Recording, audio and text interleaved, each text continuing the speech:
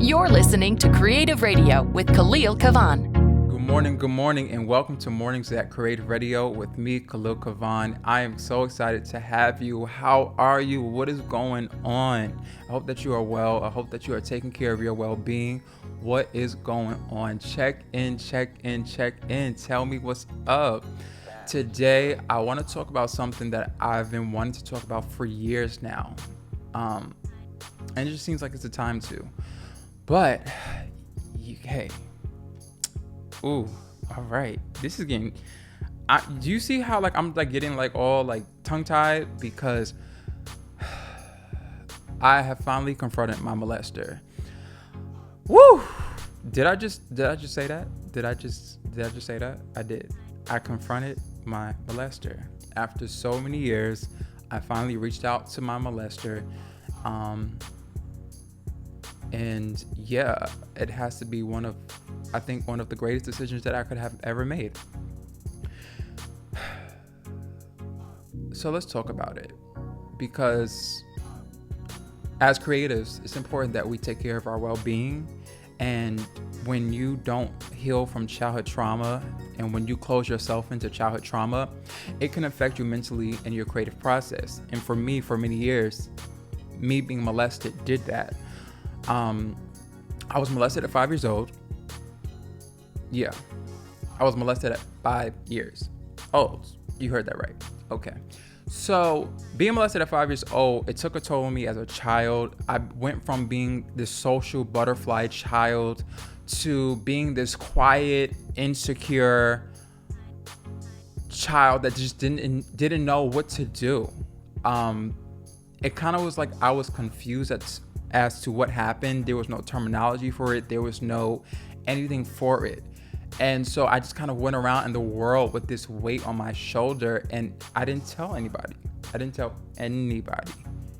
Because many victims of molestation know this, but when you are molested, the molester threatens you or gives you some type of threat, especially knowing that you are a child and that you don't know how to confront or how to defend yourself. They give you this threat. It's weird. It's like they give you this weird threat that taunts you throughout your childhood, and for some even throughout their entire life.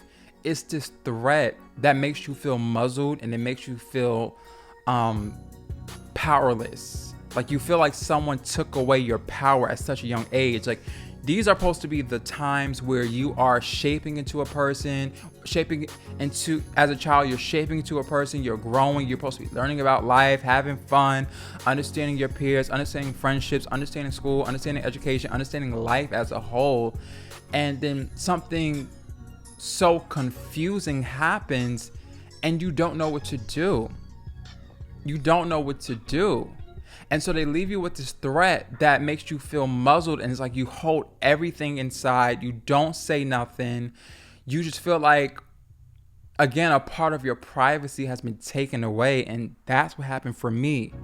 And through the creative arts, the creative side of me, really, I feel like it's what helped me throughout my childhood.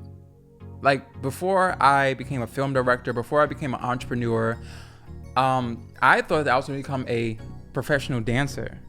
When I was in school, I used to be in all my school talent shows. We would make up different choreographies and dances and movements. And then I was in the choir. And so I just thought I was going to be a professional dancer. Honestly, I wanted to be someone's background dancer. But through that time of dance and choreography, it kind of gave me this expressive freedom to be able to express myself. And I guess that's what helped me do that process. But when you are molested, you almost have depression at a young age. And at that time, depression and mental health and all those type of things were not talked about. And plus, I don't think as a 5-year-old, you kind of would get that whole depression thing and, mental health. So you had to really suppress your emotions. During those times when I was molested, you had to suppress your emotions. You couldn't talk about mental health. You couldn't talk about certain things. You almost had to suppress everything because you have to be this strong man. You have to be this strong person. You have to be this strong individual. And so I took that on, and for years and years, I just sat in this muzzled place. My molestation even to me as a person, I didn't like intimacy. Like, I didn't like to hug people. I would literally, if you tried to hug me, I would kind of like give you this like half hug. I would give you like this half thing, because molestation gives you anxiety. It gives you worry, because you always think to yourself like, what is this person going to do? Or is this person going to take that part of privacy that was taken away from me before? So yeah, it's a lot. It's a lot to unpack, but you will never know people out here who have dealt with molestation, and they still deal with that pain to this day, because they are told that they should just get over it. And they also, let me just say this real quick. Molestation also creates this bitterness and anger in you that the crazy part is you don't realize you have until you really sit down with yourself and you realize like, whoa, I've had a lot of anger and bitterness in me. And you could even be a nice person, or you could be a good person, or you could be a person that won't realize it, but it creates bitterness. It creates bitterness. It creates anger. It creates sadness. It creates depression. It creates anxiety and worry, for some PTSD. Because that's trauma. That's trauma, especially when you're molested in a safe place. It creates a lot of trauma. And so I had to finally confront my molester.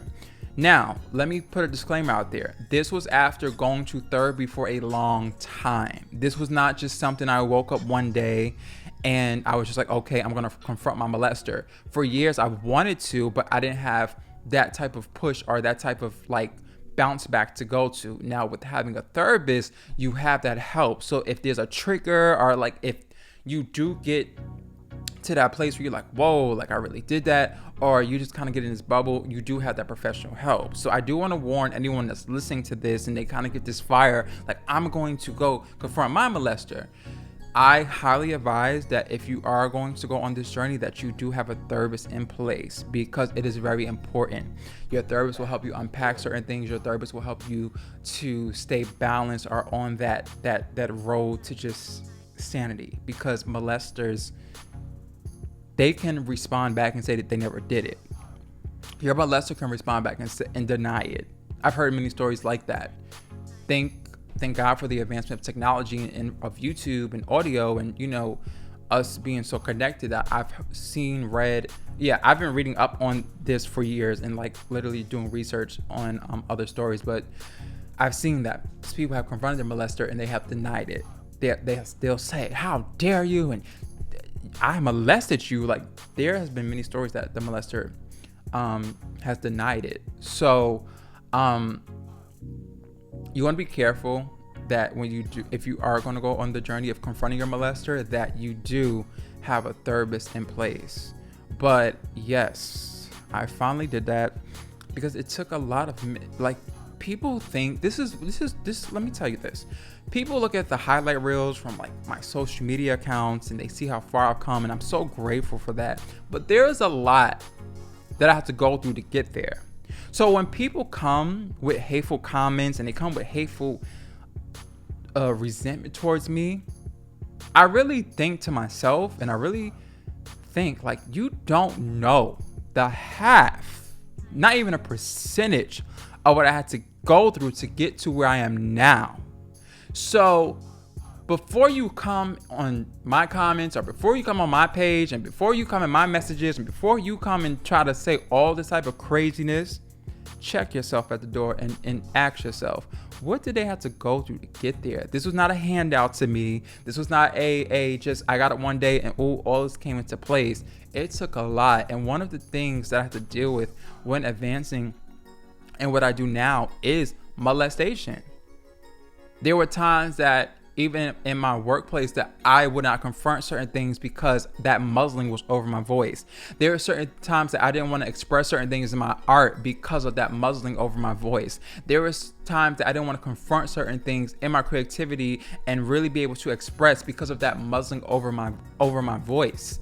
And so for so many years, I never felt like I had a voice. Yes, I created. Yes, you see the visuals that you see. Yes, you see the outcome that you see. But for so many years, I felt like I didn't have a voice. So I protecting myself by being behind the camera. That's why I'm able to do the creative radios and do the podcast that I do now, is because I finally got to a place once I started going to therapy and doing the work and putting the work in, that I was like, okay, cool. You do have a voice. All of that was told to you, and because you went through that situation with being molested and you felt muzzled and you felt like you was cornerless and you felt like you were powerless, that was all a lie. So you do have a voice, because I would never understand. Let me not say I would never understand, because I do understand now, but I used to not understand how I would go in rooms and I used to say certain things, or I would have certain conversations with people and they would be like, wow, like I had a conversation with you and I felt so helped and I felt so uplifted and da da da da, and I would be like, what are they talking about? But I did not acknowledge my voice back then. I didn't acknowledge my voice. I thought I didn't have a voice because I felt powerless and I didn't feel worthy of having a voice because of this childhood trauma. So, I know that was a lot to unpack today, but being molested is no joke, and there are victims of molestation out here. Oh, yes, let me mention that real quick. I'm sorry. When you are molested as well, and I'm just breaking this down for people who have never been through this and for people who have. But when you are molested, because sometimes you don't even realize a lot of these symptoms and side effects come from being molested. You just think like, why am I just like this? And why do I think like this? And why am I thinking patterns like this? And so on and so on. It's because of this. And what molestation also does, it puts you in a victim mentality. You always feel like you are the victim, or until you get the help and until you get the nourishment that you need, you always feel like you are the victim of everything. So it's like whatever life throws at you, you feel like a victim and you feel helpless and you feel hopeless because of that time. It's like it almost puts a repeated CD or a repeated record in your head that you are powerless, hopeless, that you have no type of foundation, and that anyone can have power over you. And so, yeah, molestation has a lot of side effects, and to have gone through that at such a young age, I really didn't realize the effects of what it did. I'm going to talk about this more on Creative Radio. I'm going to have some guests and some people on, and we're going to elaborate on this topic even more. But yeah, it does a lot. It does a lot to your mental. It does a lot to you as a person. And I'm just grateful that I was able to go to my therapist and get a therapist, because for many years I didn't believe in going to therapy, because people told me that it was not the way to go and you're crazy if you go to therapy and da da da da. But I just couldn't understand why I'm pouring out so much to the world and to people, and it just felt like I was still going through it. And it's because I wasn't taking care of myself. I wasn't taking care of myself. I was taking care of everyone else in every other project, but I wasn't taking care of myself. And when you go to therapy, I want to encourage you, go to therapy. If you've been a victim of molestation, if you've been a victim of rape, go to therapy. And if you don't have the resources, I'm going to try my best to find the resources for you to be able to get that. And there are resources online for free therapy now that this is becoming more of a bigger topic. And don't be afraid. Please do not let people tell you, oh, don't go to therapy and you're going to look stupid and it's going to make you look like less powerless and you have to front for the gram, you have to front for the socials. No. Go to therapy. So yes, we have come to the closing of today's episode. I know, again, that was a lot to unpack, but I just felt like I wanted to share this because someone may need to hear this, because people are literally walking around here who have been victims of molestation and they feel like they have no voice, so they have never discussed it to anybody. And because a lot of people don't understand the effects of being molested, they kind of shun them, or they feel like they're going to be shunned, or their voice is powerless because of the effects of molestation. So to all of you out there who have dealt with molestation and you rather talked about it, or you have not and you have felt powerless and quiet, I want you to know that you do have a voice. You do have a voice. You do have a voice. And I know sometimes we take our creativity, and I know sometimes that, you take your creative skills and your talents and you kind of suppress your emotions with that. but know outside of your creativity, you are still a human and that you still have a voice, that you are still powerful, that you are still amazing, that you do have the power to confront people, that you do have the power to set boundaries, that you do have the power to come back from that. But take it one step at a time. Don't beat yourself up. Don't blame yourself for it. I did that for so many years. I blame myself. I told myself it was my fault. I always try to create different scenarios on how it could have been different. So do not blame yourself. Do not put yourself in the corner.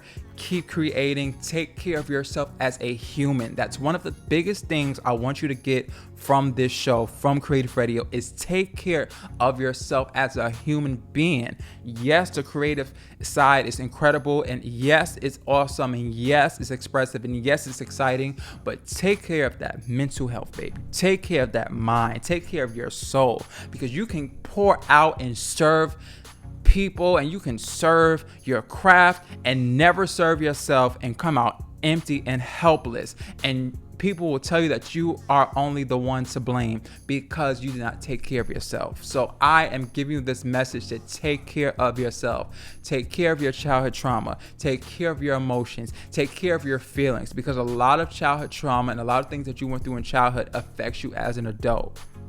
So let's grow, let's heal, and I am so proud of you. I am so proud of you. You've came this far. You didn't give up. Even the days that you felt like you wanted to give up, even the days that you felt like you wanted to go in a corner, even the days you felt like you wanted to quit because you were molested, because you felt like your voice was powerless, because you felt like you didn't have anything to give to this world but to create, and people didn't look at you as a human. You still did it. You still showed up. You still talked. You still created. You still did that thing, and you're still doing it. So I'm so proud of you. Never let anybody tell you that you are powerless in this world. And even if someone made you feel powerless, you're not. You're amazing. You are an amazing human being that was created by God to do incredible things. So take that in and walk with it. And if no one has ever told you, I'm telling you, Khalil Kavon, am telling you that if you were ever a victim of molestation, and if you ever dealt with rape or any type of sexual abuse, you have a voice and you have power. That powerlessness and that voicelessness that came from that molestation is not you. It doesn't define you. It doesn't categorize you. It doesn't put you in a box at all. You are something amazing and unique, and you have the power to go forward. I am a victim of molestation, and here I am talking to you. So I know if I can do it, I know that if I can sit here and have this conversation with you, you can do the same. Rather you walk, rather you crawl, rather you run, there is more for you in this world besides what someone did to you and tried to do to you at such a young, innocent age. And even if you were molested as an adult, you're still powerful. Let me go, because I'll sit up here and go off, because I don't like that at all. Let me go, y'all. Let me go. All right. Well, I have had an incredible time talking to you and checking in on your well-being, because your well-being is important. Your well-being is important. Let me say it again. Your well-being is important. Yes, you create. Yes, you go out there and you have a job to do. Yes, you go out and you serve people. Yes, you go out there and you have all these ideas of creation. But your well-being is important. Your human side is important. Your soul is important. Your mind is important. So if I got to keep saying it and I got to keep yelling to the top of my lungs and I'm the only one that does it, great. That's my purpose. Okay? I can't worry about everyone else. If everyone else not talking about it and they saying, oh, it looks stupid and dumb and whatever, who cares? If I got to be the only one that shouts and tell you this, I will. Because everyone has been given a unique purpose on this earth. So I'm following mine. And you can follow yours and continue to follow yours. So I love you. Thank you for listening to Creative Radio with Khalil Kavon. There is so much more to come. Make sure you go to KhalilKavon.com/Creative Radio to subscribe, to watch more episodes. And I love you. I love you. I love you. I love you. You are incredible. You are loved and you are cared for. Peace out.